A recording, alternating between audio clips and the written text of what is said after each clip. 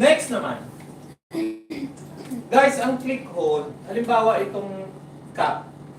Ililipat ko yung teacup dito sa ang lugar niya, dyan siya ililipat ko siya.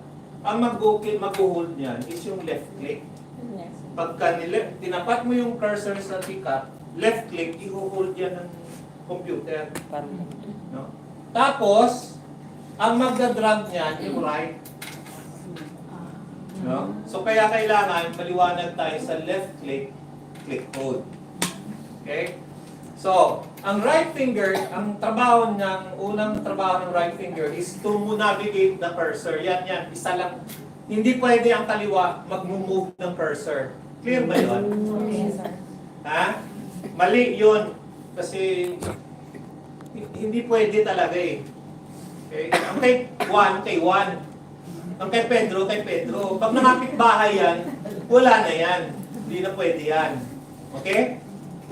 So, to navigate, yan ang trabaho niya. Hindi pwede yung iba. Pangalawa, to drag. Yan ang trabaho ng right finger, to drag.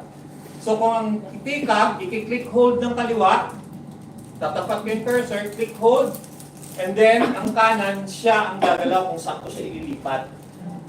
No? It works for pictures, sa mga letters later on, no? Sa pag-highlight, kasi pag nagpalit ka ng kulay ng letter, or papalakihin mo siya, palitin mo siya, ibahin mo yung tsura ng letter, click hold ang kakailanganin natin doon na skill. Okay?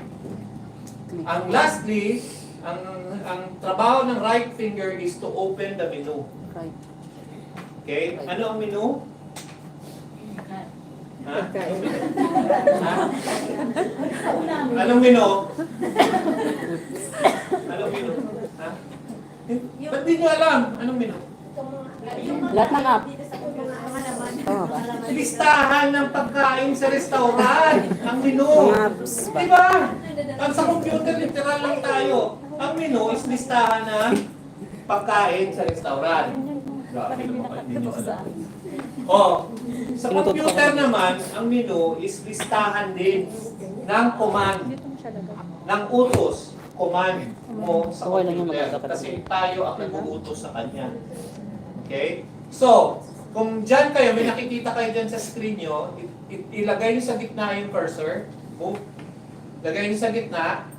No? And then, i-right-click nyo. Oh, listen to my word. Right-click. Okay, ano nangyari? View. Ha? May lumabas na? View. Na window yan yung maliit. Yan yung menu. So mga commands yung laman na yan. No? Kaya pagka sinabi ko, guys, i-bring your cursor to the icon na ganito, yung logo na ganito, right-click. Right. So ibig sabihin, i-right-click nyo, may lalabas na menu. Yes? Okay na, sir. Connection yung Hindi, it's okay. Kasi mag-log in tayo sa Wi-Fi mamaya. I will teach you paano mag-log in sa Wi-Fi. Ha? Yes, sir. Okay. Familiarization tayo sa keyboard. Ang keyboard, sa gitna, letters. Tama? Okay. Pero may mga key kasi dyan na importante. Number 1, dito sa top right. Sa top right, merong delete. Kita nyo? Yes. Top right, delete. Okay, ang delete is, halimbawa, i-delete natin yung picture, mag-delete tayo ng letter, mag-delete tayo ng anything, delete. I-click natin yung i-delete and then i-click mo, i-tap mo, i-press mo yung keyboard na delete, mawawala yun. Pangalawa is, sa ilalim ng delete, may backspace. Okay, by the way, sino na yung nakagamit na ng typewriter dito? Typewriter. Ikaw? Sino pa? Sino? Typewriter, ikaw. Yung iba, nakakita na kayo, yung iba naman nakakita na kayo ng typewriter. Yes. Okay. Kasi ako dito na inabot. Wow! Sorry.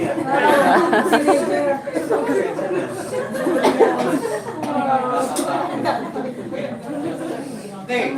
Sa typewriter, guys, di ba pag nagtatype,